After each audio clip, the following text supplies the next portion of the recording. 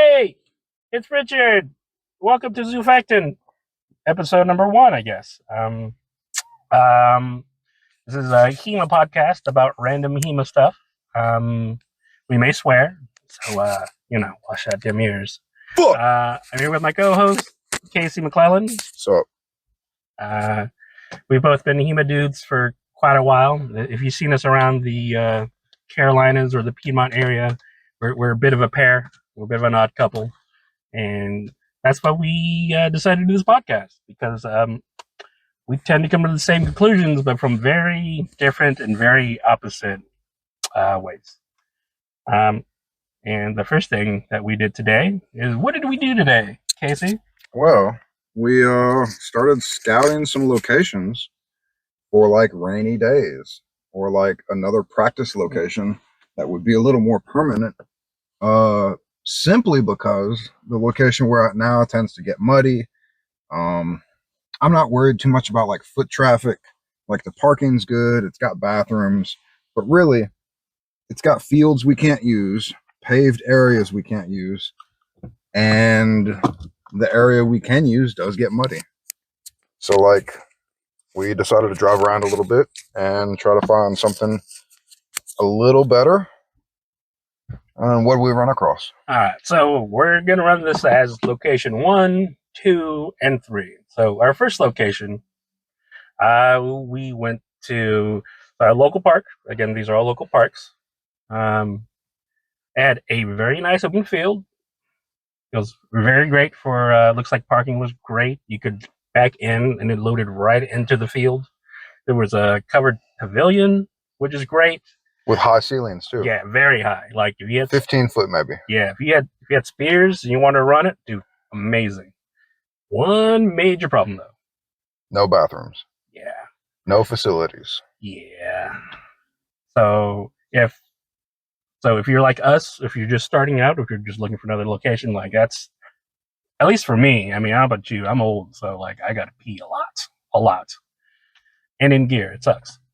Yeah. So putting like groin protectors on, you kind of want a little privacy, and you don't want to, get anybody worried that you're doing something in your pants in a public park. Yeah. Wait, I do that all. Oh wait, no. No, if it had a bathroom, that would be like, I think, a prime location. But again, the problem is no facilities. Like, facilities for me, like, are big, like a number one requirement. Mm-hmm. Not only should you be able to get water in case you run out, but like, should you need to use the restroom, you shouldn't have to throw everything in your car and drive 10 minutes down the road. That's just going to put a damper on training. Yeah, for me, it's not make or break. It is make or break. But it is not like super high on my tier list as to want. Like, if we've got some facilities that are close by, I will happily walk, I don't know, maybe have a football yard, or maybe the football field away to go to bathroom. Like, I'm okay with that. Okay, but I understand other people aren't. Yeah, so if facilities are my number one spot, what's your number one spot? My number one is covering and the level. Okay, so you got to have somewhere nice to fence floor-wise, whether it's concrete, asphalt. Yeah. So again, because I want the actual like location where we're gonna be to be safe and wide enough for us to fence, and for people to be able to walk around and not worry about us. Yeah, makes sense. That's why stages are really nice. Yeah. But we'll get to that later. Yes. And so we said, nah, this ain't cool. And we did another 15-minute drive to location number 2. Yeah, location number 2 was a basketball court. Yeah. I almost said basketball field. Dude, might as well have been. That thing was great. Yeah, that thing giant. Was amazing. It was what, close to 30 feet tall? Dude, it was taller.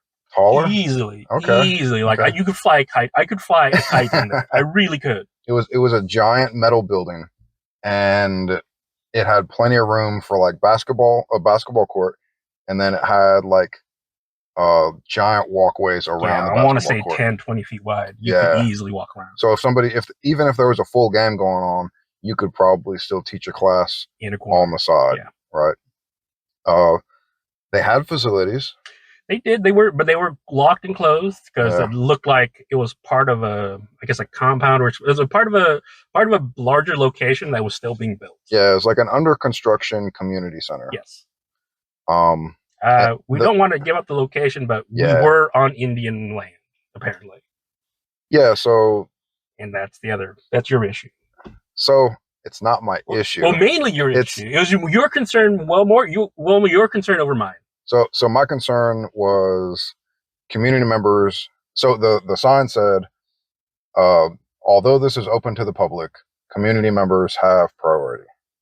So it was also in the middle of like a bunch of like townhouses or apartments. Yeah. And I was like, I don't want to be like clanging steel out here and bother somebody, even though dribbling a basketball would be just as loud and annoying. Yeah, dude, like, have you seen like a game? Like, have you been to? I mean, well, no, we're both. I have been to a basketball game. We're both fairly urban youths. It gets man. You're throwing the rock. You're throwing trash talk also at the same time. So, as far as I'm concerned, like, noise is not an issue because we're gonna be loud, and especially if you're teaching a class or just trying to get information to your opponent or your sparring partner, that like, hey, that was a little too hard because, like, or whatever. Like, you want to be able to yell and have them hear it because they're gonna be wearing a mask. Yeah. So being loud, like, as far as I'm concerned, like, sure, that's part of what we have to do. So I think one of my concerns is the unknown aspect of HEMA, right? You talk to 100 people, maybe one person knows what HEMA is and is cool with it, right? For the outside perspective is, hey, we got people out here with swords. Like, is that a problem? We don't know. So that's true, but then that again to me is like that's always like a teaching point, right? Yeah. That to me, that like I am very much like, if you've met me, you know me. Like, I will come up to you if you've done something cool in the ring. I will hug you all day, even in mid match, and that's the thing. Like I want to tell people about HEMA. So if they have a question, like, I'm free to talk to them about it. I'm gonna be that bubbly, happy guy that comes up to the stranger and says, like, yo, you want to hold a sword? We'll teach you. Let's go. First lesson's free. Let's go, buddy.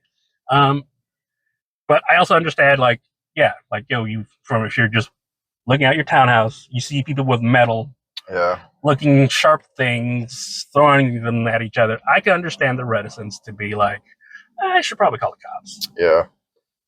So for the second location, like, it was great if you were a community member. Right? And parking. And parking was terrible. Parking was 3 spots. And 2 of them were handicap spots. Yeah. So again, that was like the public parking area. I think the regular parking, I'm pretty sure, was still under construction. So maybe. Yeah, that's how I saw it. They had stairs leading up. Yeah. I'm thinking you park in the community center, then you'd walk up. Makes sense. Yeah. So I think the third location you can cover. Well, I still have. Well, let's keep that. So that second location, like, there's one. So his issue is people having an issue with you being there. People saying, "Hey, I'd like you to leave." So for me, I think that's not so much of an issue because, like, sure, if you want me to leave, I'll leave. Like, I'm not going to be super confrontational about it, especially if it's your property, especially if it's your whatever, even if it's public, even if I'm just causing you a disturbance, I'll try to quiet down and whatever. But I'm going to try to, like, talk it out first. I'm going to try to say, like, oh, hey, so what was your main problem with me being here? Like for me, like, I don't think someone having an issue, because guess what? Well, here's my point. Like, guess what? No matter what you do, if you're doing HEMA outside in a public park and someone doesn't know about it, they're going to call the cops or someone, or the park ranger or whatever, and they're going to come over and they're going to talk to you, regardless of what you do. Yeah. So that's going to happen regardless. It's how you look at that and move forward with that. And I think using that as a main deterrent shouldn't be a deterrent. That's like, all right, that's part of the process. Yeah, that's part of it. Yeah. But then we go, which kind of does lead us to location number 3, where we just came from, which is this weird little amphitheater stage area. It was like an event park. Yeah. I mean, it was great. Like we settled there, essentially. Like, we essentially saw this place. It looked great. It looked perfect.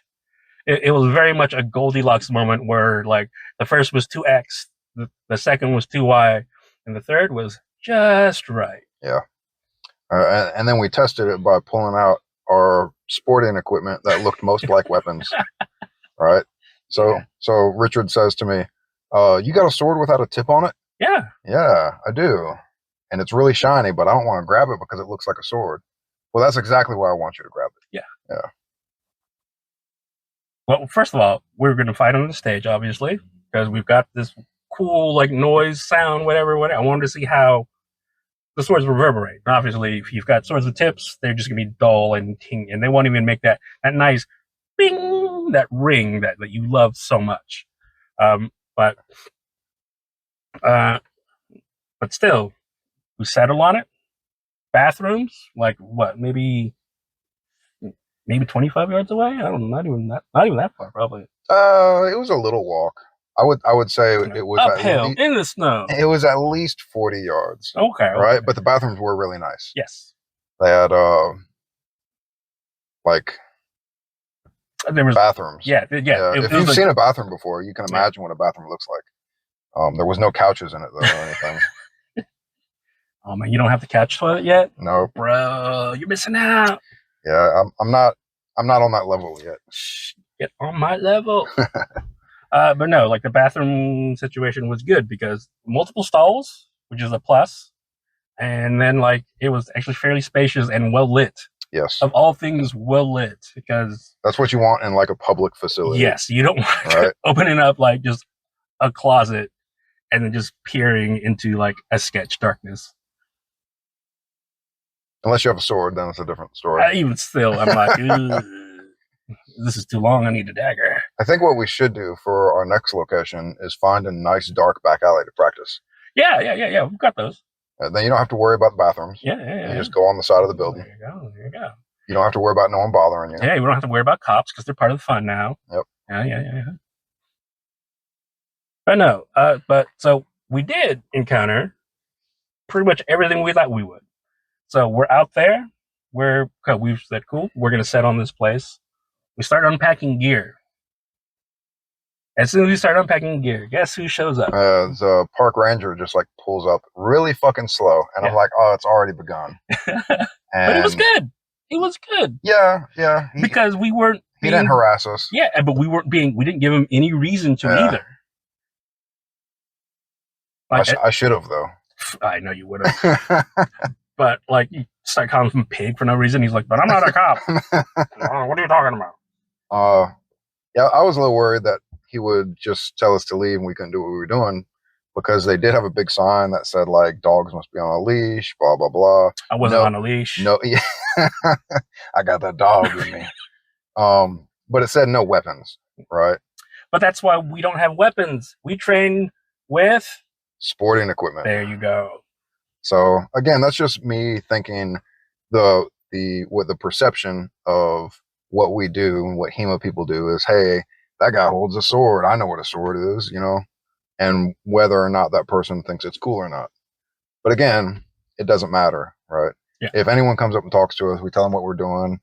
We tell them about the club, tell them about practice, and Richard lets them hold the sword. Yeah. I ain't going to let him hold my sword. I don't know that guy.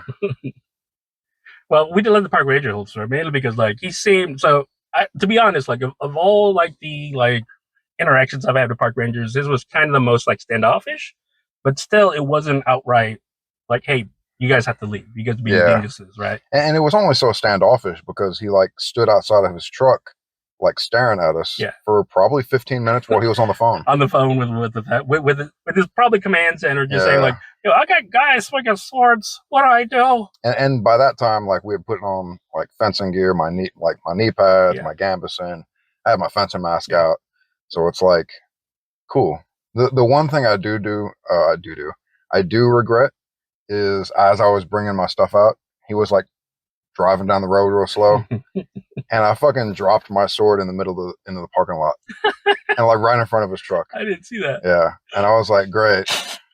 This is... And it was the one without the tip, so it looked like it was a sharp.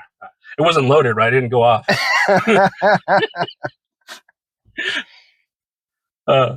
But yeah, but even still, like, so, like, if you don't know me, I try to be very, I guess, gregarious, and very like at the very least like open, right? And I started like I just want to have a conversation with the guy. I mean, I like it's a little awkward at times, but I just wanted to like, oh hey, yeah, man, what's going on? Oh, so this is like, so when do you have events, et cetera, et cetera. Just try to ask him about the park itself. So try to so again like try not to give him any reason to kick you out, and be as nice as you possibly can, so that if he does have to kick you out, hopefully he'll feel bad about it because oh, those dudes were just hanging out, just throwing swords at each other and not bothering nobody else. Yeah. Yeah. The other thing I did like is there were probably 3 people in the whole park. Yeah. All right. When we got there, the parking lot was empty. Yeah, the thing was gone, but like we did get there pretty early. Yeah. We got there a little after lunch, so about a little after about one. Yeah, something like that. 1 o'clock. Yeah, I kind of felt like he was super standoffish again because before he was on the phone, he was outside the truck, and I went to the bathroom to go put my cup on, and he just like stared at me as I was walking. It's like, I ain't talking to you, you ain't talking to me. Oh, like, he was staring at you walking away.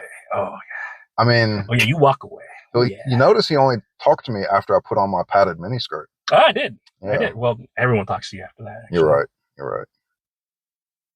But no, in general, like I think, dude, I think in general he's just like, if you come to the conclusion that like, yo, this is just another guy, he's just doing his job. Don't give him any trouble, and he won't give you any. Absolutely. Like and it's I think that works for I mean, if you deal with cops a lot, oh, sorry, like that works for that too. I literally got pulled over. Tangent. Well, it's HEMA related because you had swords in the trunk. That is true. I didn't tell him about it at the time. Though. You had sporting equipment. Yeah. I didn't want to tell him. But like, I literally got pulled over for going going off of I'm on the freeway. I'm gonna pull into the off ramp. The officer obviously was looking for ticket time because he pulled me over and he said, "Oh, I pulled you over because you went a little into the white when you transferred over to the off lane." I was like, "Oh, okay, cool. I'm clean. I'm fine." Yeah. But like, it was just one of those. Oh, but I was totally fine with that. Happy the whole time. Nothing happened. Did you get a ticket for it? No, I got nothing for it. Okay. I think he said that he'll give me a warning, but that's kind of like he just has to. Like a written warning? No, just like a verbal. Like, and it's not even anything. Okay. Yeah, so there's nothing. Nada. But again, like, be nice. People are just doing their jobs, especially if they're not being a dick to you. Don't be a dick. Be bad. Whoa. I'm saying some shit, bro. So if you're going to start a new club or you're looking for locations and you're practicing things, what is the first thing we want to talk about in terms of sparring new people? Once, they've attended classes, they seem to be understanding what you're teaching, they're responding appropriately, they've purchased some gear or you have loaner gear. What's one of the first things you talk about? For me? Yeah. It's safety. Yeah, absolutely. It's control. Safety. Yep. And communication. Safety, communication are kind of like hand in hand. Yeah. I mean, I think that goes. I think that's just safety. Yeah. Like being able to safely communicate. I mean, again, like that's part of what we're talking about. Like you need to be loud in the location. I need to be able to tell you what to do, or if you're hitting too hard, etc., whatever, through your mask. Bingo. If I'm not loud enough, you're still going to keep going. You're going to hear a muffled something hard. Yeah. In terms of safety, like, dude, like, okay. So I didn't want to go into it, but let's see. Another tangent. So, I mean, I think by now, everyone knows about Try Hard HEMA on Facebook. Uh-oh. Yeah, I know. Name dropping. I was going to ask if you were going to drop any names. I might as well. Okay. So I was on there and someone said something about like, hey, should I be, essentially he said, hey, I keep having headaches after drills. Yeah. And I'm just like, what are you talking about? That should be a never. You shouldn't and you could go to an event and possibly come out with a headache. But that's only because of all the people and the influenza that's probably setting in. But Oh, I haven't heard about hemocrit in a long oh, time. dude, it's hemocrit. Like that's it. But like honestly, from drilling, dude, that's insane. Yeah. That is insane. And I think all the answers were just like, just get a scrum cap. Just get more protection. Yeah, I as much as that's the base answer, like I think the opinion is, well, you signed up for it. That's no. Right? No, and no. If this was a boxing gym and we're talking about boxing, yeah. How long did you box? I boxed for a little under half a year. Same. I did for like 6 months in a gym. I stepped in the ring with a professional like twice. Yeah. And I found out boxing wasn't for me. Did I have a headache after that? No. Like, okay, I was wearing soft headgear and we were using soft gloves. But I still looked at the ceiling 200 times in a minute. Yes. Right? I don't know how many times my liver got hit. Shitting blood for a week off of a tap. No. Like he was holding back, bro. I swear. But regardless, exactly. Like injuries from like an event or the random injury. Okay, I get it. Or equipment failure, I get it. But like, you're running a drill and you're letting someone hit you in the head. Yeah, that's dumb.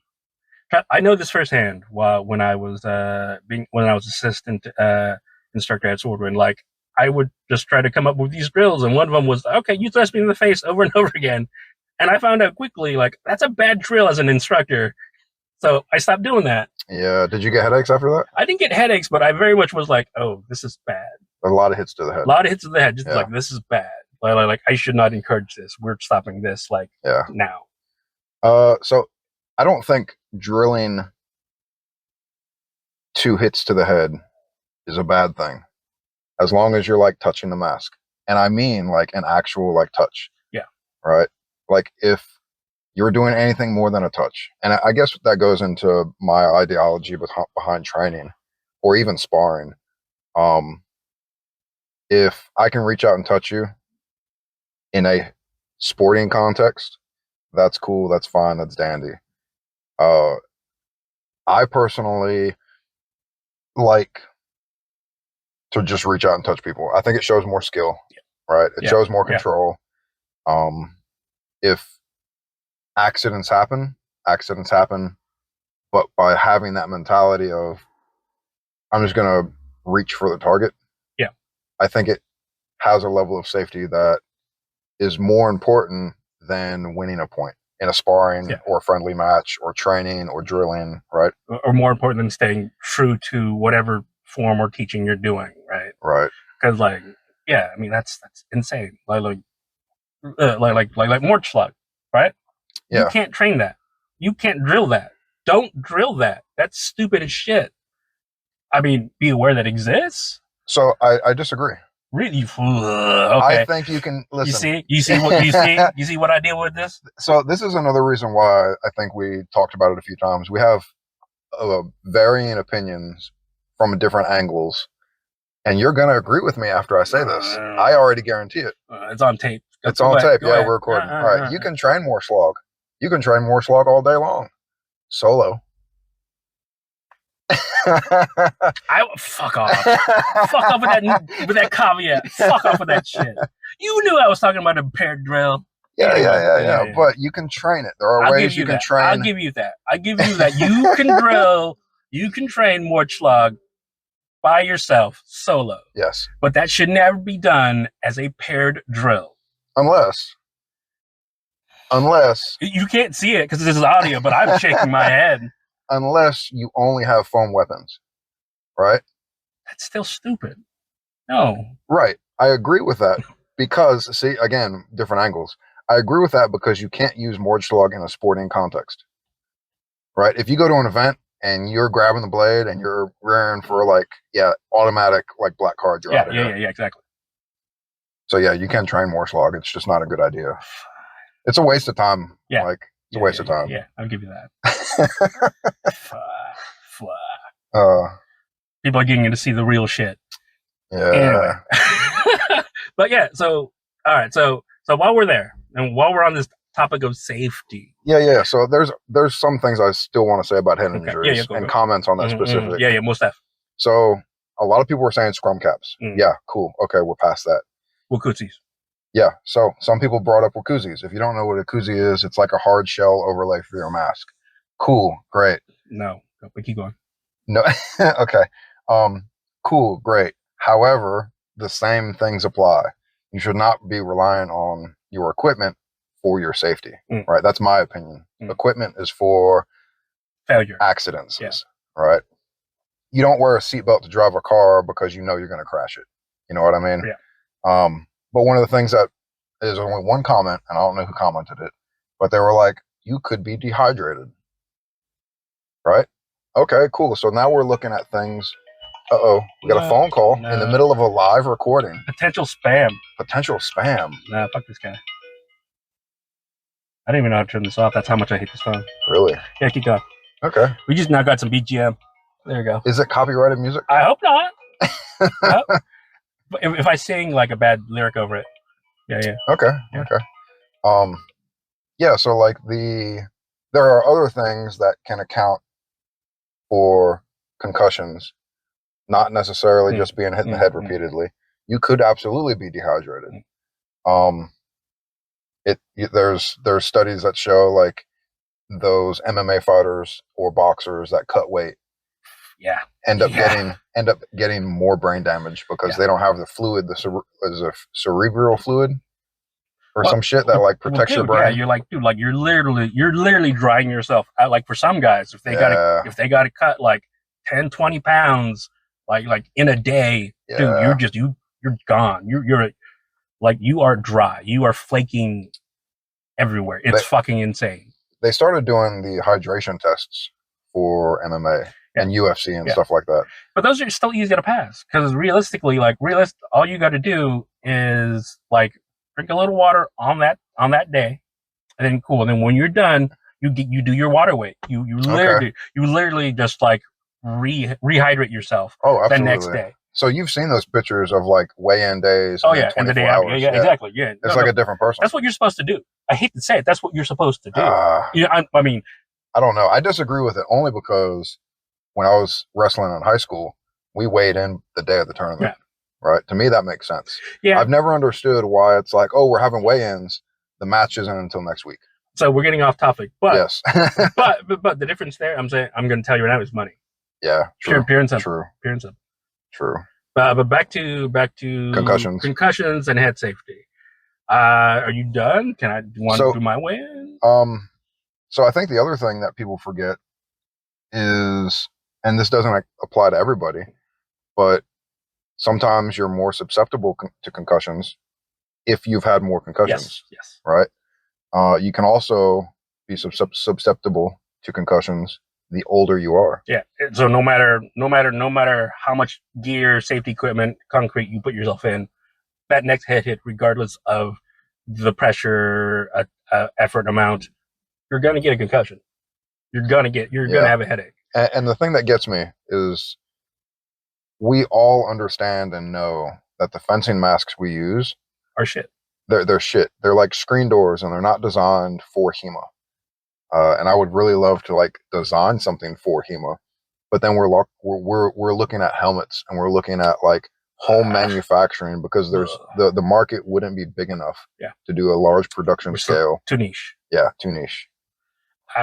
Okay, so I'm done with my little rant. All right, so this is not to retort your stuff, but like, so my thoughts in general on safety in terms of like head hits is like control. Like, I swear to God, like, if you tell me you are unable or I can't, fuck you, get out. Get out. We're not doing this drill with you, bro. I see red. Yeah, dude, I'm pissed. Dude, I've broken so many glasses from like young 25 and under folks that are just like, but I can't control it. And I'm like, no, yes, you can. We're going to teach you right now. Other than that, so after control, like, if you can't get the drill to work without speed and power, guess what? Don't do that drill. Cut it apart. Like if it requires you to step and take that cut, guess what? That's two pieces now. You're taking that step, cool, and then the next is the cut. Yeah, you drill one each. You're making it bite-sized pieces. Yeah, exactly. Yeah. So, and then on top of that, so I'm probably never gonna get a brand deal from Mukusi from what I'm gonna say right now. So personally, I don't like Wakuzis. Yeah, I know. Okay, But the overlay is what's nice, but I don't like a Wakuzi because it's riveted to the mask, and you can't replace it. so I don't like Wakusis in any helmets whatsoever, or Oh, or any overlays. You know why? okay. Tell me. Because they make your head fucking bigger. They make your profile bigger. Mega Man. They no, yes, you literally turn into Mega Man. Like you're like I'm. I'd love to get a protective helmet or a protective something that is as slim as a fencing mask. I know we won't, but right now I think the Wakusi. Every time I see someone wear one, it's just like, fuck. I just want to hit that. Like I can take that easily. I can just hit that through a cut. Where if you were just simply wearing a mask, you wouldn't get that cut. You wouldn't get impact. You'd get a graze maybe, but actually today, Yeah, actually today I was just thinking about that. Yeah, today he I did a glancing blow to the top. I want to say left, top right of your head, and had he been wearing Wakusi, like that would have like thrown him back. I wouldn't say throw me back. I like. It would have definitely scored a point. I'm pretty strong, bro. But no, it definitely would have felt more. It'd been more impact than needed, and that would be not due to that would due to my lack of skill in that particular action, but also because you literally gave me more mass to target, more mass to hit and flex off of, and fuck, since we're on tryhard HEMA bullshit, like again, like tips. That's the tip. That's the same argument I'm having here as tips versus no tips. Okay, so before we jump off into tips, no, essentially you're putting a tip on your fucking head. That's what you're doing. No tip, folks. I mean, I like it because it gives me a little reassurance, right? And I don't think so. What I would like to do, and I'm going to do it when I get home if I remember, is take my fabric tape and put my mask on and take a measurement and get the circumference. And I'm going to put my overlay on and take another measurement and see what the circumference difference is. Because I can't imagine the circumference. Is that much more? Yeah. Like, okay, I can imagine 3 to 4 inches. But if I see like 6 inches, I'm going to have to start agreeing with you, which is like unprecedented. So again, yes, on tape, y'all. Regardless, he got to check that shit now. Check back next episode. But regardless, I think again, like I think we're going back to that thing we had with my knee cups. Yeah. Yeah, where realistically, I'm only shifting them up a centimeter. It's not going to make an issue. Right. You were having an issue with my knee cups being too low, and when I shifted them up as high as I could, it only went up like what, maybe 4 or 5 centimeters? Yeah, less than half of an inch. Yeah, and like so my let me interrupt you. Yeah. My issue wasn't like, oh, you're not wearing those right. My issue was, are those comfortable? Because your knee was bending in a different spot on the armor, right? So to describe the knee protection you went into like a more historical style of knee protection. It's like metal armor. A more harness wise like protection. Like I don't know what you call them because I'm not a harness guy. But they're folding knees essentially. Yeah, they're more than just knee cups. Yeah, they have folds on them. They have pivoting points. Yeah. So back to Wakuzis, because there's a topic that includes, and it's a nice transition topic into points. Wakuzis tend to be more protective against cuts, but still offer no additional protection against thrusts, right? And I'm pretty sure that the argument versus tip or no tip is a rubber tip allows grip on the mesh and avoids more glancing thrusts and tends to like catch and whip your head back. So I guess I'll be the guy on there, but like, that is my stand as well. That's my stance on it. Like I don't like if you've got a spatulated tip all day. If I'm at an event and I'm running an event, you got spatulated, you're free to go. Cool. You don't got to put shit on there. If anything, put some yellow tape on there so I can see you hit better. That's it. But if you've got like, what the fuck? Who makes something with like a really pointy tip? Castile? Who's doing what? Yeah. Castile tends to have more narrower tips. Yeah, and non-rolled tips or whatever it is. Yeah. Like it's very rare, but like when you see those, it's just like, okay, you have to put a tip on that. I'm sorry. Yeah, I forget what they're called, but they're not spatulated at all. Yeah. It's just like a blunted tip. Yeah. You see that a lot more with like army swords. Yeah. So I will agree with you. Okay. It does catch the mask. Okay. However, I think, in my opinion, it's safer against other parts of your body because I've seen people get tips through the hand.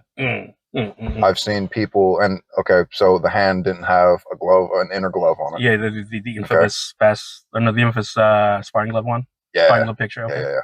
So there's other factors to that, and I understand. However, I've seen rolled tips that didn't have tips on them, like cut into and tear Newton rated fabric. Yeah. So it turns into like a sharp spoon. Yeah, it's because rolled tips suck. Sorry, Mr. Reagan. Yeah, I love them. I love you. I love your swords. I really do, but they suck. Which points me to culture shift. Because when I started HEMA, rolled tips were the only types of swords you could get. Yeah. And you had to protect it. Yeah. If you didn't, it would fucking break. And you weren't trying to take that even. No, yeah, fuck you're you. out of a sword. No. Right? That's like a Use your buddies. $400 or $500 commitment you just lost out on because you didn't pay for a $1 tip. Yeah. Right? So you didn't have no leather on you or some shit like that. Yeah. So I appreciate even with spatulated tips, just like a strip of leather and electrical tape. Yeah. Like that, I believe that's sufficient. I leave a tip on mine because I know I don't thrust hard. Right? Like how many times today did I just touch you in the face? That's true. Too many. More than I wanted. I mean, but you didn't get a headache. Oh, I've had a headache from talking about this bullshit that you're spewing right now. You just might be dehydrated. Oh, I am. I'm very yeah. I'm just I'm conditioned to get headaches from you. I get it. Yeah. It's because we spend too much time together. Too much. And so really, I was excited about it was last year sometime. There was a group of people that started a GoFundMe, and they were trying to figure out a better solution, like a middle ground between tip and no tip. And the only thing I didn't like about it, right, and it's a big thing, is it felt like safety was behind a paywall. I see. Right? It was like, hey, we got all these things we're going to try out, but we're not going to try them out until we hit our goal. And it's like, bro, really? Well, is this the the weird like 3D or that weird like moldable plastic thing? No, is that something else? Because I think that was the solution. Okay. Some of the Florida guys were using. Okay. So it wasn't exactly Styrogum. Gotcha. Shout out to you, Stinson and Walk. Woo! I'm not sure the name of the material that they were using, but it was like it turned into a hard plastic. Right? Yeah. So it made the spatulated tips more safe, right? Because it's less what am I trying to say? Less pounds per square inch, even though it's negligible because it's so small, right? It's just more surface area. Gotcha. Yeah. Because it's just it literally is like a condom, right? You just literally just like that thin of a sheen over it, right? Now that I don't know. I thought it was like literally just dipping it. The way I saw it, it looked like they just dipped it in like it looked like it was dipped in wax. Well, like like when you make a candle, it literally just like they dipped it in wax a couple times, and it made like a nice little rubber tip on everything. The product I saw acted more like Kydex, where it was heat moldable, but it was soft super soft when they were molding it. So they'd cut like a strip out, they'd heat it up, and then like trim the edges so that when they folded it, it didn't have those hard corners on it. And then they put it on the tip of the sword and let it cool down, and it was like rock solid, and it didn't come off. So that reminds me of something that people use for miniatures, because I'm a geek and I know about miniatures. Minis, go 40K, no, fuck 40K, Trench Crusade. Anyway. I love the art of Trench Crusade. Dude, it's amazing. But regardless, we're not getting on that topic right now. But there is some moldable stuff from, I believe, Green Stuff World. I believe it's blue stuff. It's like it's this like it comes in a blue stick. You drop it in hot water. It becomes malleable. You fold it over something. You let that dry. You take that something out. You have a mold that you can pour into and make a mold out of. Wait, so it's like a silicone No, mold it's maker? kind of, but it's not silicone at all. It's hard. It's hard plastic. One, it's Well, what I mean is you could pour silicone into the mold. yeah, yes. Okay, Yeah, okay. yeah. So that's typically what people use it for. I use it to make extra arms and shit because I'm not paying fucking Games Workshop for fucking extra bolters and chain swords. Regardless, I think that's kind of what you're talking about. I think that Okay. that would be far more And that's just called blue stuff. blue stuff. Well, Okay. like I'll give it a shot. I'll see if it works. Yeah. But, yeah. I mean, I've got like You know how expensive it is, or how much? It's cheap as fuck, bro. Okay. I love it. Okay, so it's accessible. Very accessible. It's can you get it on Amazon? No, I think there are types of it, but the actual brand of blue stuff is on Green Stuff World. It's branded. Okay, so if blue stuff is hard, is green stuff soft? Yeah, green stuff. Well, no, green stuff. Yeah, actually, when it dries, it Okay. still has a little malleability. Because I've heard of green stuff, because I've watched like kit bashing and stuff. Like it dries to like a weird it dries more like to a silicone. Okay, so it's more consistency. rubbery. Yeah, most definitely. Which would definitely not a hard plastic. Gotcha. Which would just recreate the rubber tip issue. Exactly. Okay. Yeah, I might give that a try. Because the other thing I did was on my Castile Light is I took some of the what is it called? You dip like handle pliers for handles. Oh, yeah. The black stuff, right? Yeah, it's like this black sludge. Yeah. Or red or blue or yellow. Then it dries and it gets textured and it's rubbery. Yeah. It's not truck bed liner. I tried that on a buckler. That was a nightmare. I got that out of like AutoZone. Because the buckler I had was just too fucking loud when it got hit. Anyway, yeah, it's like I can't think of the name. Yeah. I see the time. Cool. Yeah. You know. Yeah. So so sidebar. We're doing this right before we get Indian food, and every genuine Indian place is always closed between like 2 and 5. Yeah. I don't know why. I don't know, but I accept it. I just have to accept it. Yeah. Same. But yeah, so my Castile Light, economy light, it's like, I'm not gonna say the next evolution of HEMA, but the tip was non-existent. Like it was just a square bar of steel, right? And it was smaller than a rubber tip, like would fit. So like I tried to put the rubber tip on, and it just fucking moved around. Yeah. I was like, well, I'm not gonna build this up with electrical tape. So I dipped it in that I can't remember the name. It's gonna drive me crazy. Yeah. You dipped it in some polymer that got hard, and then you were able to put your tip on after that. Okay. And then put some electrical tape on it so it stayed in place. So I do have a tip that I'm aware of that I would love for all weapons to go to, and weirdly enough, it's Castile also. The Castile, if you have a Castile economy rapier, the economy rapier blade, I don't remember, it's whatever the flex was. I generally don't remember. Those tips are great. But like I think you need to put nothing but like a little leather on it and some electrical tape, and you're good. Oh, you mean the shape of the feather? Yeah, the shape of the blade itself for the rapier. Ah, okay. Yeah. At the very end, like it goes, it's spatulated, but it's like 3D. It's like it's almost like it's a little Bobkin arrow. Yeah. Okay. Yeah, it's great. The only reason I put a tip on it is because like I have to. Yeah. Like other than that, like I think I would hope all other blades would do it, but whatever. In time, my friend. In time. I don't know blacksmithing. It's probably a terrible idea. I mean, everybody's moving away from rolled tips, right? Good. Except for Mr. Reganier. I'm sorry. Come on, man. Let's go. I haven't looked at a Reganier in so long. Dude, they're all rolled. They're still all rolled. Standards are rolled. I thought you could go to his website and specify what you wanted. Yeah, that counts as customization, and that's like extra money. Ooh. Yeah, right. Okay. And if I'm gonna pay an extra like $200 for customization, it's getting short. It's getting. I'm gonna give you a POB. I'm gonna do all the shit for a customized sword. But I like off the rack standard, they're all still rolled. Damn. From what I understand.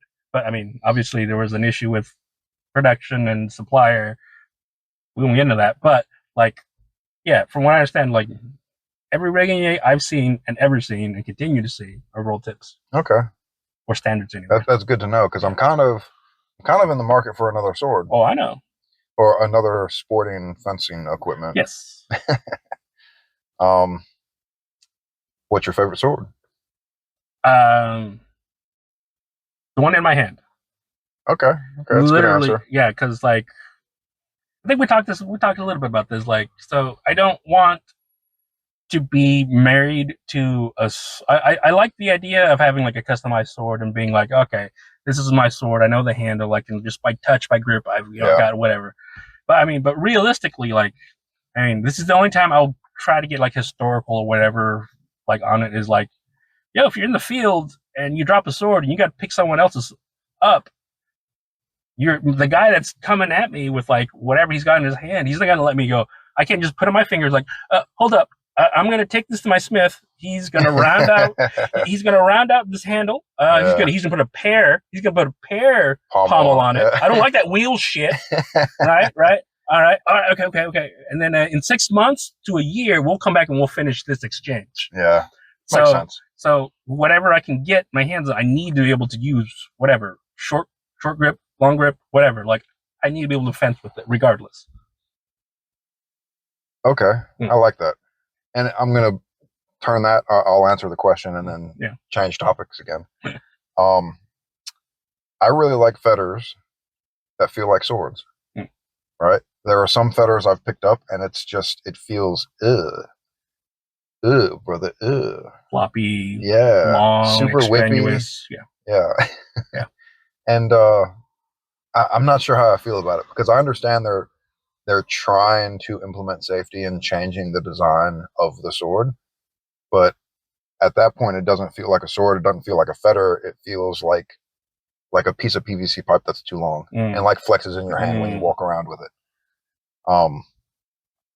But we kind of had an idea for a tournament. Yeah. So like, there's a bunch of different weapon sets out. And you like roll a dice, and you get assigned a weapon set. Well, I don't even think I don't think we should do that. Like, I think that complicates things way too much because then we'd have to have extra. We got to supply extra weapons to everyone else. Literally, first exchange, cool. I come in with my Regginia, you come in with your Castile, sweet. First exchange, second exchange, all right. Swap swords. Literally swap swords. Now you're like, dude, I don't. Why does he have rings on this? Yeah. Like, why is this fucking hilt fucking swept? It's catching on my shit. Well, guess what? You pick it up. You've got to get a point. You've got 2 more exchanges before you can switch back, bro. Gotcha. So like every 2-3 exchanges, you make them switch. Yeah. And you don't get enough time to get used to this new sword. Because realistically, like I said, in the field, you're just like, fuck, ching, ching. Oh, this motherfucker broke. I'm throwing this out, grabbing that one. Let's go. So speaking about breaks. Yeah. Oh, yeah. How would you handle so hypothetically, if you were running this event and the 2 fencers switched fetters and a sword broke, how would you handle that? That's the problem. Well, the historical answer is if you break it, you buy it. Yeah, and so again, like, because we have like, even I'm not like immune to this. We all have like an emotional attachment to our swords. Like, dude, I still have my first sword. It's a Reggier standard. Same. The tip broke on it like months into owning it, but I just took that off and I still use it because it's my baby. It's my first sword. Nothing will ever happen to it. Even if it gets broken, nothing will ever happen to it. It will be enshrined or whatever, right? And it's stupid, right? Because this is a training implement.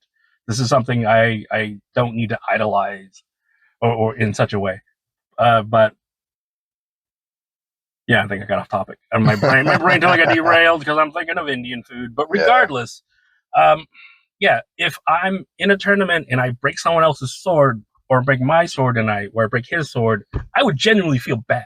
Yeah. Like, I don't know how to really counter that, to be honest, other than like money, and money sucks because these things are expensive and I don't have a lot of it.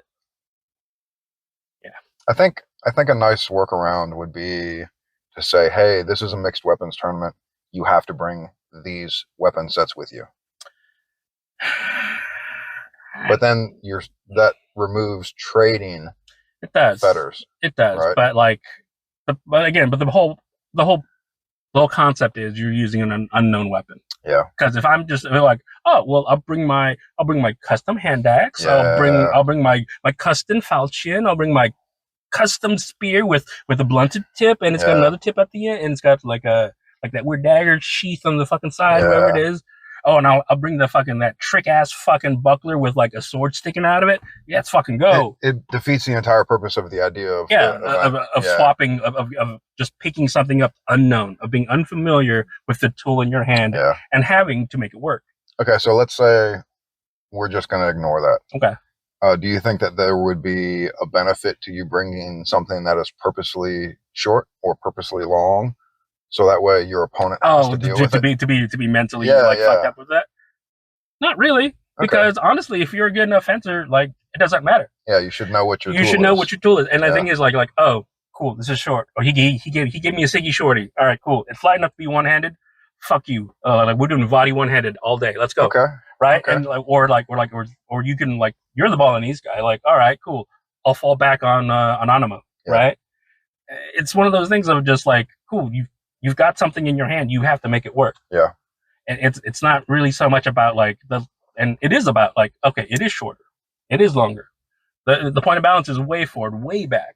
Like it needs to be unknown. It makes sense.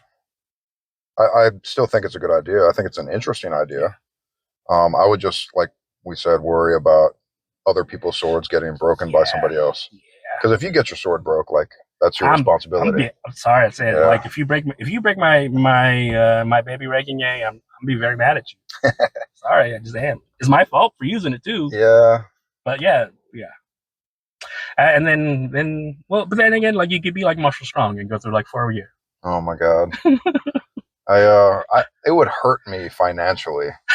I would have to like take breaks with Hema, or just like go to single, or just like only use single stick. Yeah, there you go. We're a Saber school now. It's a $12 single stick. Don't do that. I will take the I will take the school back from you at that point. Usurper. Yeah, I think that's a very good point to stop on. Thank you very much for joining us on our inaugural, I guess, episode. Inaugural? No, I guess the first. Why do you say the first one? Inaugural is like inaugural. I thought inaugural was like a celebration of like. Is this not a celebration? We are about to eat Indian. That's true. My guts are gonna be celebrating. Hell yeah! But regardless, thank you for joining us on our first episode. I've been Richard. You've been Richard? Yeah, I've been Casey. And this is Zufectchen. Hopefully you'll hear more from us soon. Bye. Thanks, and take care.